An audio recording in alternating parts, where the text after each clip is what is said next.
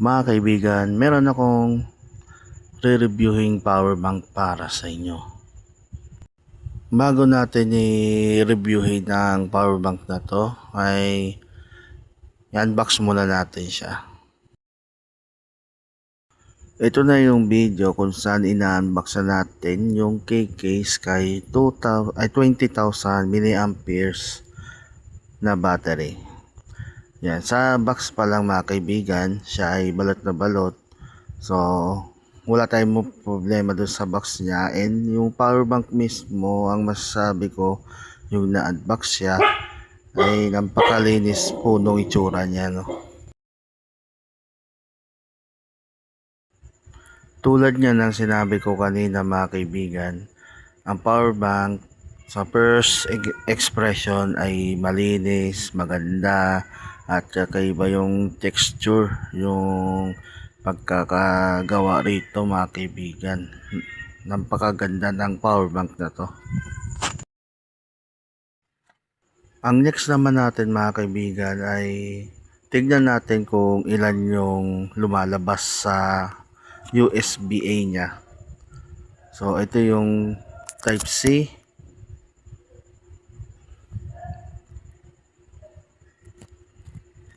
at i-charge ko yan sa phone.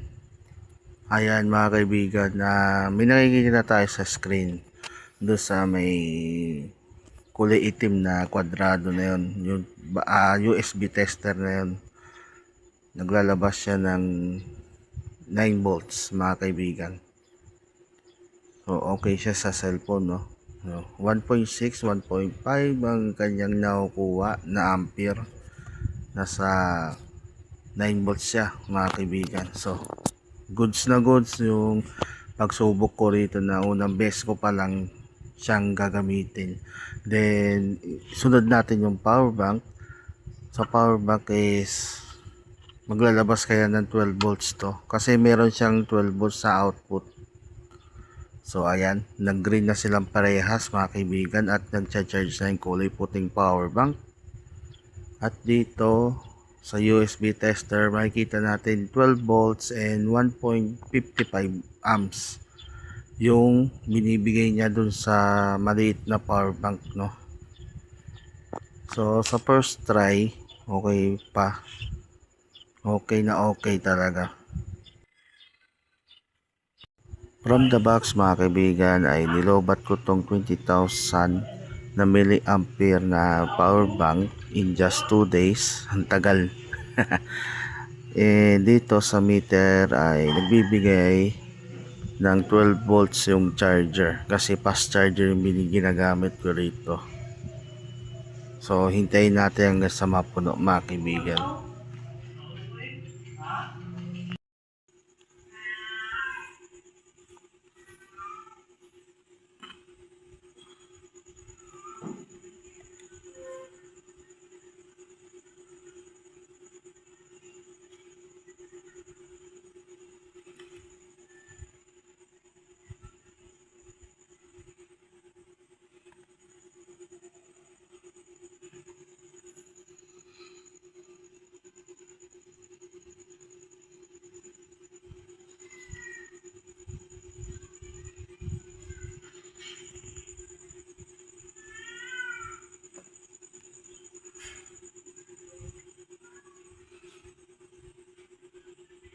Siya mga kaibigan ay puno na yung 20,000 mAh na battery na power bank ng KK Sky.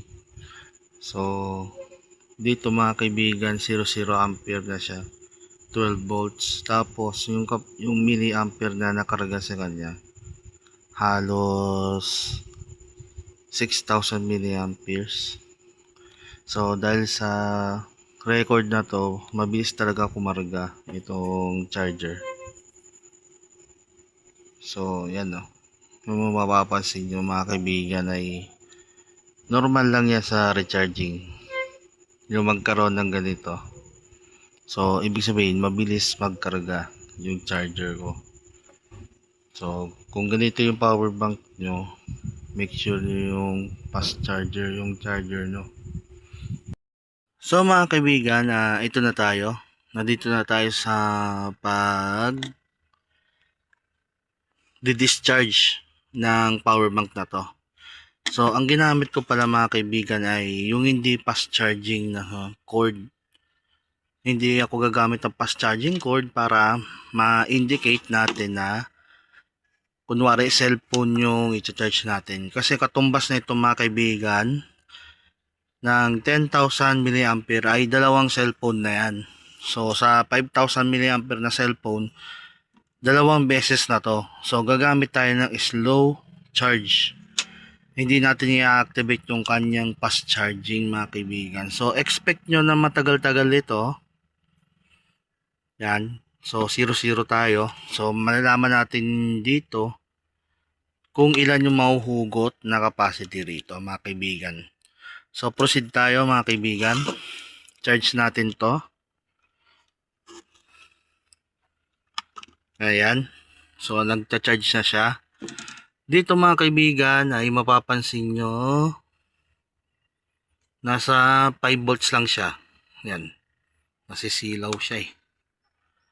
Yan. 5 volts, 0.4 amps yung kanyang nilalabas papunta rito. So, tignan na lang natin to maya maya mga kaibigan. So, magta-time check tayo. Time check natin mga 9 na. Ayan, ayon dito sa cellphone ko, 9 na siya.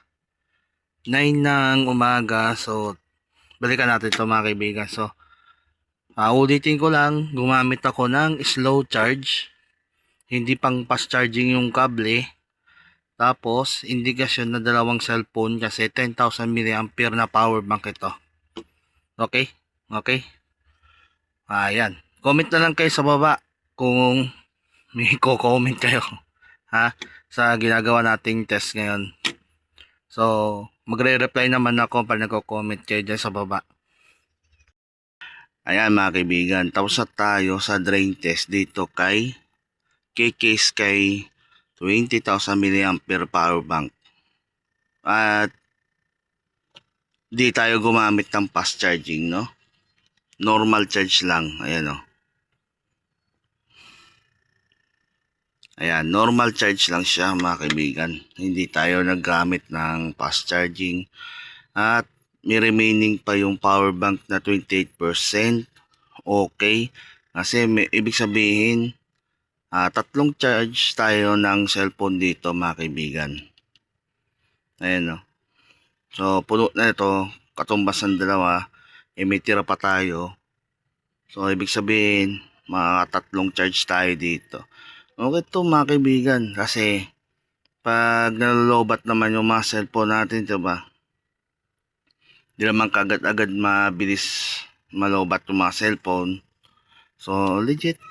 Okay. So, unang try pa lang naman to mga kaibigan. At, very successful yung nagawa kong drain test dito, no? So, ano masabi nyo mga kaibigan dito sa KK Sky na 20,000 mAh battery na power bank sa 400 plus na halaga? Sulit ba o hindi? Comment down below mga kaibigan, and don't forget na i-like and share itong video. So, meron pa tayong susunod dito na ganitong video rin dito sa power bank na to. Hindi pa dito nagtatapos ang lahat. So, it's up to you mga kaibigan.